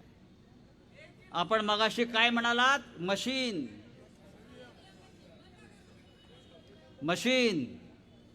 अरे ईव्हीएम नसेल तर भारतीय जनता पार्टी ग्रामपंचायत पण जिंकणार नाही, नगरपालिका पण जिंकणार नाही. हे जे 400 पार, 300 पार, काय 350 पार, ही सगळी ईव्हीएमची ताकद आहे. आमची महाविकास आघाडी आहे. काँग्रेस आहे, शिवसेना आहे, राष्ट्रवादी आहे आणि भारतीय जनता पक्षाची युती फक्त ईव्हीएम बरोबर आहे, बस, बाकी काय नाही. आणि म्हणून आपण सगळ्यांनी, हा आक्रोश मोर्चा आहे का? मी आक्रोश या शब्दावरच माझा आक्षेप आहे. अमोल, हा महाराष्ट्र लढणार आहे. पण मगाशी सुप्रियाताई आपलं भाषण ऐकलं, आपलं कालचं सुद्धा मी भाषण ऐकलं. या महाराष्ट्राचा स्वाभिमान, या महाराष्ट्राची अस्मिता या सध्याच्या सरकारनं दिल्लीच्या वाटेवर पाय पुसण्यासारखी पाडून ठेवलेली आहे. पाय पुसायचं आणि पुढे जायचं. एक काळ होता, आम्ही अभिमानाने सांगत होतो, महाराष्ट्र मेला तर राष्ट्र मेले, मराठा विना राष्ट्र गाडा न चाले, खरा वीर वैरी पराधीनतेचा, महाराष्ट्र आधार या भारताचा. आज काय परिस्थिती आहे? आज हा महाराष्ट्र लुटला जातोय, शेतकरी लुटला जातोय. बेरोजगारी महाराष्ट्रात, हा महाराष्ट्र देशाचं पोट भरत होता अनेक वर्ष. मुंबईनं देशाचं पोट भरलं अनेक वर्ष. पण आज या महाराष्ट्रातला प्रत्येक उद्योग येणारा हा गुजरातला पळवला जातोय. गुजरातचा विकास होण्याविषयी आमचा काय आक्षेप नाही, देशाचा विकास व्हायला पाहिजे. पण जे जे महाराष्ट्राच्या वाट्याचं आहे, मराठी माणसाच्या भाग्याचं आहे आणि मराठी माणसाच्या कष्टाचं आहे, ते सगळं एका राज्यात जात आहे. आज आणखीन 2 उद्योग गेले. एक टेस्ला मी काहीतरी वाचलं, आणि सिंधुदुर्गमधला पाणबुडीचा उद्योग. म्हणजे कोकण असेल, विदर्भ असेल, मराठवाडा असेल, पुणे असेल, अरे त्यापेक्षा गुजरातलं सोन्यानं मरवून टाका ना एकदा. आमचं काही म्हणणं नाही आहे. हिऱ्याचं मार्केट गेलं मुंबईतलं, काय काय नेणार आहात तुम्ही? अरे तुम्ही आमचे उद्योग नाल, पण या मराठी माणसाचं मनगाट आणि धैर्य कुठे घेऊन जा. आम्ही लढू आणि परत मिळवू सगळं. हा छत्रपती शिवाजी महाराजांचा महाराष्ट्र आहे. ज्या पुण्यामध्ये सभा चालली आहे, त्या पुण्यामध्येच बाल शिवाजीनं, छत्रपती शिवाजी महाराजांनी सोन्याचा नांगर फिरून हा महाराष्ट्र उभा केला होता. हे आपल्याला विसरता येणार नाही. आणि हे तेच पुणे आहे, मराठी माणसावर जे चाल करून आले त्याची बोटं इथेच छाटली या लाल महालामध्ये. तेव्हा मराठी माणसाला बोटं छाटता येतात. प्रसंगी अफजल खानाप्रमाणे कोथळा काढता येतो. धैर्य, शौर्य, अभिमान हे आमच्या रक्तामध्ये आहे. हिमालयानं साथ घातली का महाराष्ट्र धावतो, सह्याद्री धावतो. त्या सह्याद्रीशी अशा प्रकारे खेळण्याचा प्रयत्न करू नका, तुम्हाला गरम पडल्याशिवाय राहणार नाही. आणि मी खात्रीनं सांगतो, हे सर्वे बिर्वे बाळासाहेब हे झूट आहे सगळा. 2024ला नरेंद्र मोदी प्रधानमंत्री होत नाही, लिहून घ्या. नाही होणाऱ्या महाराष्ट्रामध्ये महाविकास आघाडीचं सरकार येईल आणि केंद्रामध्ये सुद्धा इंडियाचं सरकार येत आहे. ज्या प्रकारचं वातावरण या देशामध्ये आम्ही पाहतो आहे, ते वातावरण अत्यंत आशादायी आहे. हे मध्य प्रदेश, हे राजस्थान, हे छत्तीसगड, हा सगळा घपला आणि जुमला आहे. आता आपल्याला समजलेलं आहे, आता बाप दाखव नाही तर श्राद्ध कर. आम्ही बघू आता. हे लोक म्हणतात नरेंद्र मोदी यांनी एअर इंडिया विकली, नरेंद्र मोदी यांनी ONGC विकलं, नरेंद्र मोदी यांनी काय काय विकलं, अजून सगळे सार्वजनिक उपक्रम विकले. नरेंद्र मोदींनी हे विकलं, ते विकलं, ते विकलं, देश विकला. पण त्याने काही गोष्टी खरेदी सुद्धा केल्या नाही. त्याने कोर्ट खरेदी केलं, त्याने इलेक्शन कमिशन खरेदी केलं,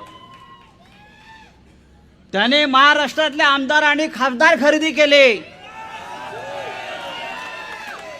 त्याच्यामुळे हे विसरू नका की काही विकलं पण काही खरेदी पण केलंय, आणि जे खरेदी केलंय त्याच्यावर तो राज्य करतो आहे. हे राज्य आपल्याला उलथवून टाकायचं आहे. मगाशी आपण बाळासाहेब ठाकरेंचा उल्लेख केला. बाळासाहेब ठाकरे अत्यंत परखड होते. माझं अख्खं आयुष्य त्यांच्याबरोबर गेलं. बाळासाहेब म्हणायचे की ज्या प्रकारचे राजकारण सध्या सुरू आहे, बोलू नये, त्यापेक्षा वेशा परवडला म्हणायचे. निष्ठा आहे त्यांच्याकडे, निष्ठा आहे त्यांच्याकडे. आणि पैशाचं राज्य सध्या जे सुरू आहे हे राज्य या महाराष्ट्राला शोभणारं नाही आहे. अमोल कोल्हे यांनी इमान राखलं आपल्या नेत्यांबरोबर, आपल्या पक्षाबरोबर. ते बेईमान झाले नाही म्हणून त्यांना पाडणार, ही महाराष्ट्राची संस्कृती नाही. महाराष्ट्रानं कायम इमानाला साथ दिली आणि जो बेईमान आमच्यावर चाल करून आला त्याला पायाखाली तुडवलेला आहे. आणि आजची सभा, हा आक्रोश, हा संघर्ष हा त्यासाठी आहे. आणि हा संघर्ष आपण चालू ठेवला पाहिजे. अंतिम विजय आपला आहे. लढणारा जो असतो त्याचं एक महत्वाचं गुण लक्षात घेतला पाहिजे. हरतो कधी माणूस? जो कधी लढलाच नाही तो हरतो. आम्ही लढायला उतरलेलो आहोत. सुप्रियाताई लढते आहे, उद्धव ठाकरे लढतायत, राहुल गांधी लढतोय, प्रियांका गांधी लढते आहे. आम्ही हत्यारं अजून टाकलेली नाहीत, हत्यारं मॅन केलेली नाहीत आणि कोणाची माय व्हायली नाही आमच्या हत्याराला हात घालायचा. एक हात तलवारीवर आणि दुसरा मृत्यूच्या खांद्यावर टाकून आम्ही फिरतो आहोत.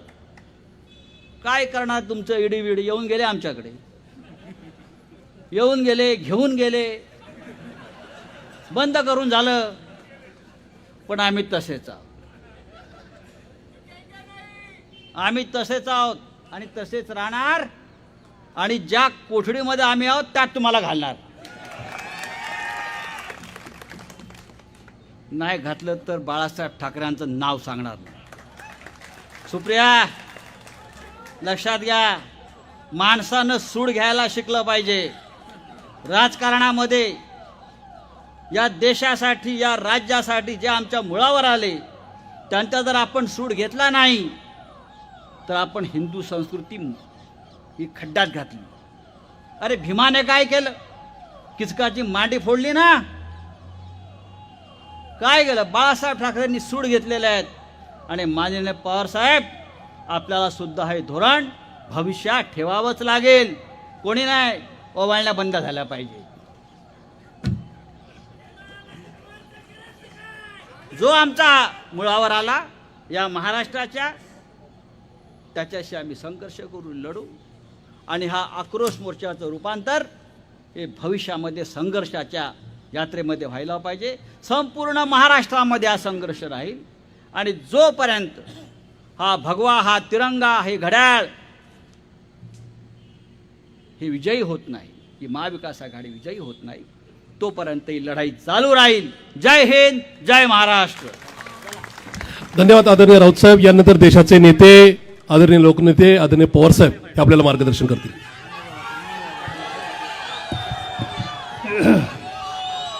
यांचे विचार आपण ऐकले ते काँग्रेस पक्षाचे ज्येष्ठ नेते बाळासाहेब थोरात, संसदेचे आमचे सहकारी संजय राऊत, लोकसभेचे सभासद सुप्रिया सुळे, अमोल कोल्हे, महाराष्ट्राच्या विधानसभेचे आजी आणि माजी आमदार अशोक पवार, संजय जगताप, दंगेकर, जगन्नाथराव शेवाळे, पक्षाचे नेते मोहन जोशी, अंकुश काकडे, माजी आमदार महादेव बाबर, प्रशांत जगताप, संजय मोते, गजानन थरकुरे, सुरेश भट, देवीदास भन्साळी, माजी मंत्री बाळासाहेब शिवरकर, व्यासपीठावरचे सगळे मान्यवर, उपस्थित बंधू भगिनींनो, महाराष्ट्राच्या नव्हे तर देशातल्या शेतकऱ्यांच्या सुखदुःखाशी समरसून त्यांच्या वेदनांचा आवाज हा दिल्लीपर्यंत पोहोचावा या हेतूनं हा आक्रोश मोर्चा 27 ते 30 डिसेंबरपर्यंत अमोल कोल्हे आणि त्यांच्या सहकार्याने आयोजित केला. शेतकरी अस्वस्थ आहे. काल मी अमरावतीला होतो आणि अमरावतीला गेल्याच्या नंतर पहिली बातमी स्थानिक पेपरमध्ये वाचायला मिळाली की 10 दिवसामध्ये यवतमाळ, अमरावती, वर्धा या ठिकाणी 25 शेतकऱ्यांनी आत्महत्या केल्या. हा बळीराजा देशाची भूक भागवणारा, काळ्या आईची इमान राखणारा आत्महत्या करतो. मला आठवत आहे की माझ्याकडे हे काम आलं शेतीचं आणि पहिल्या आठवड्यामध्ये नागपूरला आणि यवतमाळला आत्महत्या केल्याची माहिती मिळाली. मनमोहन सिंग प्रधानमंत्री होते. त्यांना मी सांगितलं की शेतकरी आत्महत्या करतो ही लहान गोष्ट नाही. आपण दोघांनी गेलं पाहिजे, जाणून घेतलं पाहिजे ही लोकांची भूमिका हा का घेतोय. प्रधानमंत्री जनतेच्या प्रश्नाच्या संबंधी आस्था ठेवणारे होते. दुसऱ्या दिवशी दिल्लीचं विमान काढलं, नागपूरला आलो, तिथून यवतमाळ आणि वर्ध्याला गेलो. ज्याच्या घरात आत्महत्या केली त्यांच्या घरात गेलो. माऊली तिच्या डोळ्याचं पाणी थांबत नव्हतं. विचारलं काय झालं. तिच्या बहिणीने सांगितलं काही झालं नाही. सावकाराकडनं पैसे काढले होते, बँकेकडून पैसे काढले होते, दुष्काळी स्थिती आली, हातातोंडाचं पीक गेलं आणि त्या सावकाराने आणि बँकेने घरादाराचा लिलाव काढला. नवरा एकच म्हणला की माझी भांडी कुंडी बाहेर काढून त्याचा लिलाव होतो, काय माझी किंमत लोकांच्यात राहणार. आणि बाहेर गेला, इंजिनची वाटी घेतली, गटागटा प्याला आणि जीव दिला. शेतकऱ्याचा सन्मान राहत नाही म्हणून तो जीव द्यायला तयार होतो. आणि ते चित्र आज पुन्हा सुरू झालेलं आहे. आम्ही जबाबदारीने सांगतो की हे जे उदाहरण मी आत्ता सांगितलं ते फायद्याच्या नंतर दिल्लीला जाऊन दुसऱ्या दिवशी रिझर्व्ह बँकेकडून देशातल्या शेतकऱ्यांच्या डोक्यावरचं कर्ज किती आहे याची माहिती घेतली आणि 72,000 कोटीचं शेतकऱ्याचं कर्ज माफ करून टाकलं. त्याचा संसार सुधारलेला आहे. आज त्याच्याकडे झुंकून बघायला कोणी तयार नाही. कांदा उत्पादक संकटात, हरभरा उत्पादक संकटात, सोयाबीन उत्पादक संकटात, दुधाचा खर्च वाढला, जगावं कसा हा प्रश्न आहे. आणि तो प्रश्न मांडण्याचा प्रयत्न केला तर आजचं सरकार झुंकून बघायला तयार नाही. ज्याचा उल्लेख बाळासाहेबांनी केला की एवढा मोठा देश, कृषीप्रधान देश, आम्हाला शेतीवंती नाही, देशाला शेतीवंती नाही, कसा देश चालणार. पण या देशातल्या शेतकऱ्यांनी कोट्यावधी लोकांच्या भुकेचा प्रश्न हा सोडवला.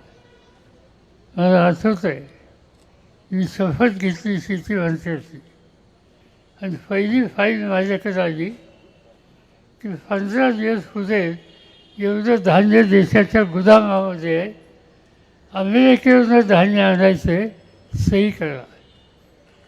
मी शेतकरी, शेतीप्रधान देश आणि आम्ही धान्य परदेशात आणत ते म्हणजे नाही जात आहे, धान्य नाही, लोक उपाशी बसतील. प्रधानमंत्र्यांनी सांगितलं की फाईल क्लिअर करा आणि शेवटी नाही जाताना परदेशातनं धान्य आलं. पण निकाल घेतला हे चित्र बदलायचं आणि बदललं.